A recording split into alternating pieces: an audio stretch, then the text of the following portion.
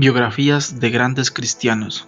Guillermo Carey, padre de las misiones modernas, 1761-1834. Siendo niño, Guillermo Carey sentía una verdadera pasión por el estudio de la naturaleza. Su dormitorio estaba lleno de colecciones disecadas de insectos, flores, pájaros, huevos, nidos, etc. Cierto día, al intentar alcanzar un nido de pájaro, cayó de un árbol alto. Cuando trató de subir por la segunda vez, cayó nuevamente. Insistió por tercera vez en su intento, pero cayó quebrándose una pierna.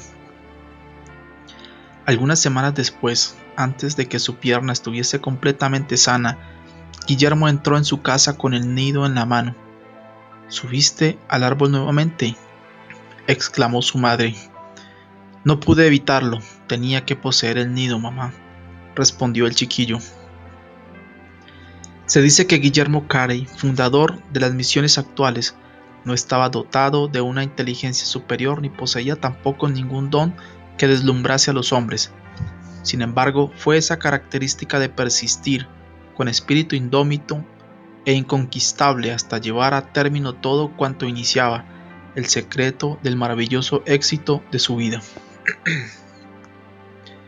Cuando Dios lo llamaba para que iniciara alguna tarea, él permanecía firme, día tras día, mes tras mes y año tras año, hasta acabarla.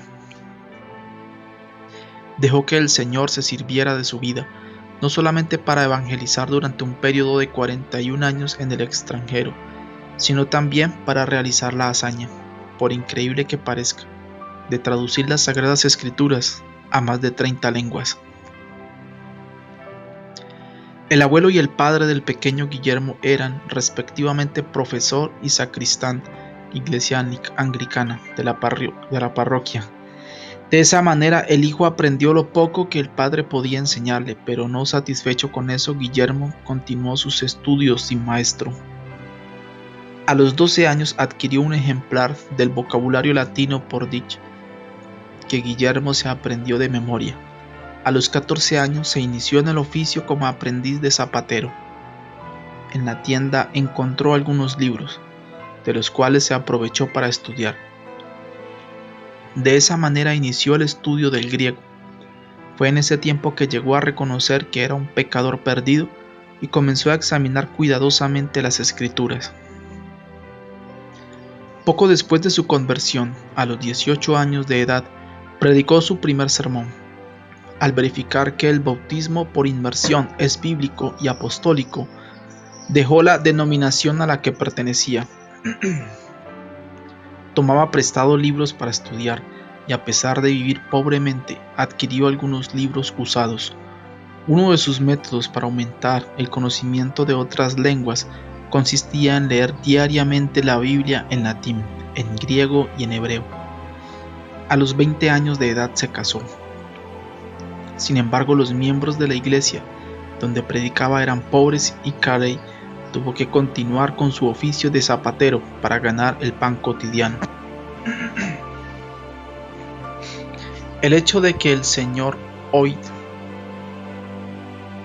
su patrón, exhibiese en la tienda un par de zapatos fabricados por Guillermo como muestra era una buena prueba de la habilidad del muchacho. Fue durante el tiempo que enseñaba geografía en Moulton que Carey leyó el libro titulado Los viajes del capitán Cook. Y Dios le habló a su alma acerca del estado abyecto de los paganos que vivían sin el evangelio. En su taller de zapatero fijó en la pared un mapamundi de gran tamaño que él mismo había diseñado cuidadosamente. En ese mapa incluyó toda la información pertinente disponible, el número exacto de la población, la flora y la fauna, las características de los indígenas de todos los países. Mientras reparaba los zapatos, levantaba los ojos de vez en cuando para mirar su mapa y meditaba sobre las condiciones de los distintos pueblos y la manera de evangelizarlos. Fue así como sintió más y más el llamado de Dios para que preparase la Biblia para los millones de hindúes en su propia lengua. La denominación a la que Guillermo pertenecía, después de aceptar el bautismo por inmersión, se hallaba en gran decadencia espiritual. Esto fue reconocido por algunos de los ministros, los cuales convinieron en pasar una hora orando el primer lunes de todos los meses, pidiendo a Dios un gran avivamiento de la denominación. En efecto, se esperaba un despertamiento, pero como sucede muchas veces, no pensaron en la manera en que Dios les respondería. En aquel tiempo las iglesias no aceptaban la idea de llevar el evangelio a los paganos por considerarla absurda. Cierta vez en una reunión de ministerio, Carey se levantó y sugirió que ventilasen este asunto, el deber de los creyentes en promulgar el evangelio entre las naciones paganas. El venerable presidente de la reunión, sorprendido, se puso de pie y gritó: «Joven, siéntese. Cuando Dios tuviese a bien convertir a los paganos, Él lo hará sin su auxilio ni el mío». A pesar de ese incidente, el fuego continuó ardiendo en el alma de Guillermo Carey. Durante los años siguientes se esforzó ininterrumpidamente, orando, escribiendo y hablando sobre el asunto de llevar a Cristo a todas las naciones. En mayo de 1792 predicó su memorable sermón sobre Isaías 54, 2 al 3. «Ensancha el sitio de tu tienda y las cortinas de tus habitaciones sean extendidas, no seas escasa, alarga tus cuerdas y refuerza tus estacas, porque te extenderás a la mano derecha y a la mano izquierda, y tu descendencia heredará naciones y habitará las ciudades asoladas». Disertó sobre la importancia de esperar grandes cosas de Dios y luego puso de relieve la necesidad de emprender grandes obras para Dios. El auditorio se sintió culpable de haber negado el evangelio a los países paganos al punto de clamar en el coro. Se organizó entonces la primera sociedad misionera en la historia de las iglesias de Cristo para la predicación del evangelio entre los pueblos nunca antes evangelizados. Algunos ministros como Brainerd, Elliot, Schwartz ya habían ido a predicar en lugares distantes, pero sin que las iglesias se uniesen para sustentarlos.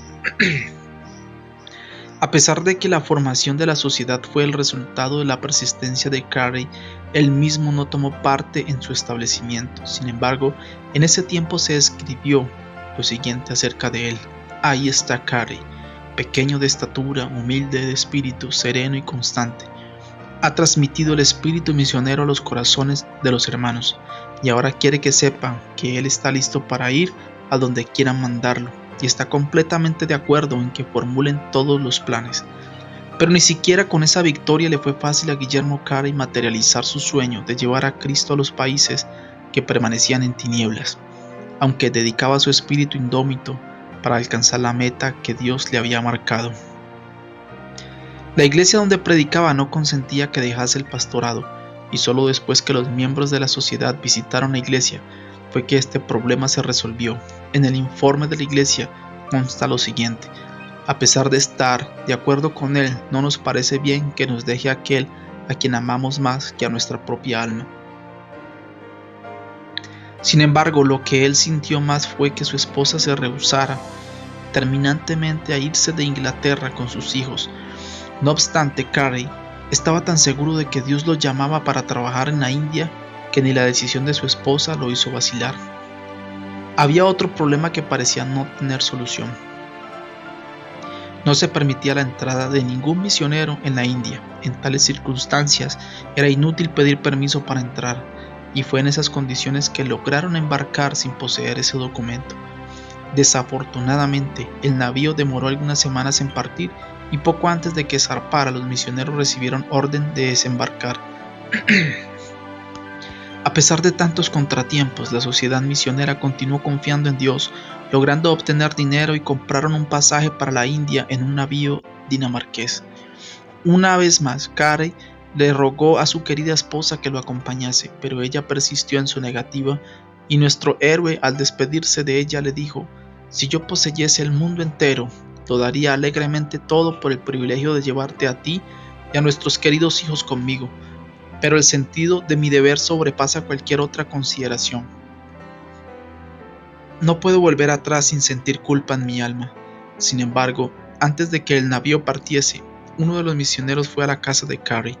Muy grande fue la sorpresa y el regocijo de todos al saber que ese misionero lograra convencer a la esposa de Carey para que acompañase a su marido. Dios conmovió el corazón del comandante del navío para que la llevase, en compañía de los hijos sin cobrar el pasaje.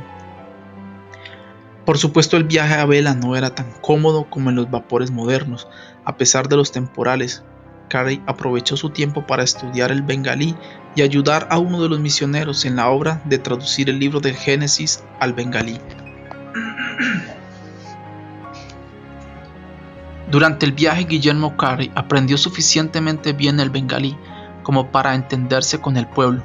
Poco después de desembarcar comenzó a predicar y los oyentes venían a escucharlo en número siempre creciente.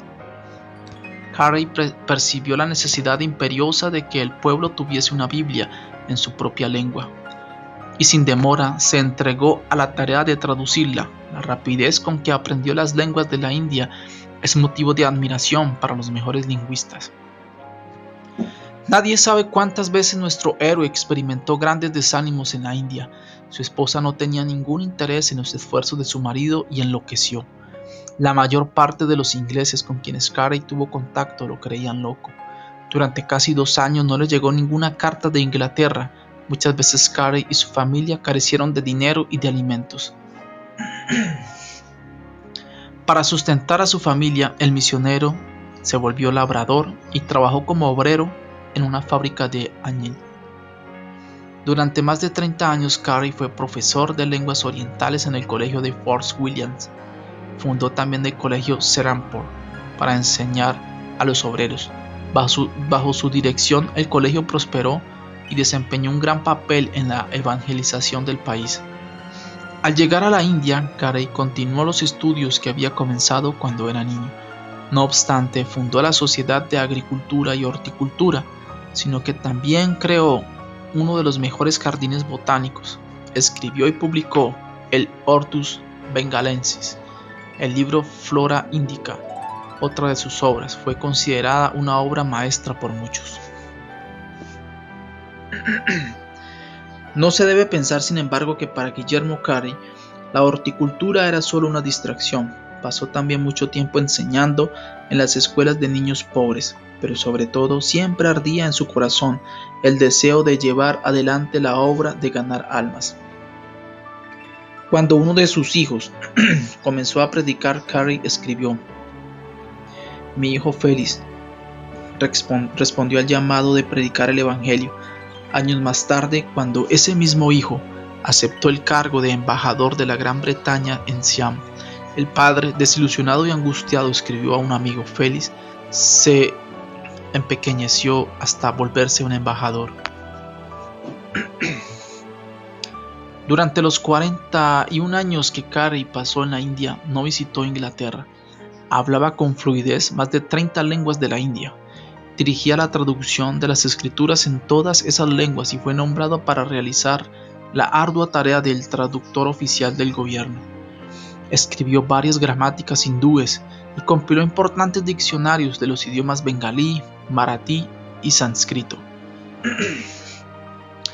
El diccionario bengalí consta de 3 volúmenes e incluye todas las palabras de la lengua, con sus raíces y origen, y definidas en todos los sentidos. Todo esto fue posible porque Carey siempre economizó el tiempo, según se deduce de lo que escribió su biógrafo. Desempeñaba estas tareas hercúleas sin poner en riesgo su salud, porque se aplicaba metódica y rigurosamente a su programa de trabajos, año tras año. Se divertía pasando de una tarea a la otra. Él decía que se pierde más tiempo cuando se trabaja sin constancia e indolentemente que con las interrupciones de las visitas. Observaba por lo tanto la norma de tomar sin vacilar la obra marcada y no dejar que absolutamente nada lo distrajese durante su periodo de trabajo. Lo siguiente escrito para pedirle disculpas a un amigo por la demora en responderle su carta muestra cómo muchas de sus obras avanzaron juntas. Me levanté hoy a las 6, leí un capítulo de la Biblia hebrea, pasé el resto del tiempo hasta las 7 orando. Luego asistí al culto doméstico en bengalí con los sirvientes.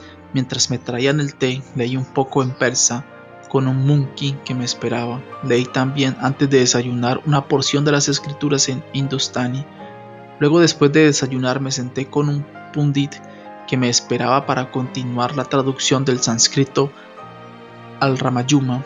Trabajamos hasta las 10. Entonces fui al colegio para enseñar hasta casi las 2 de la tarde. Al volver a casa leí las pruebas de la traducción de Jeremías al bengalí y acabé justo cuando ya era hora de comer.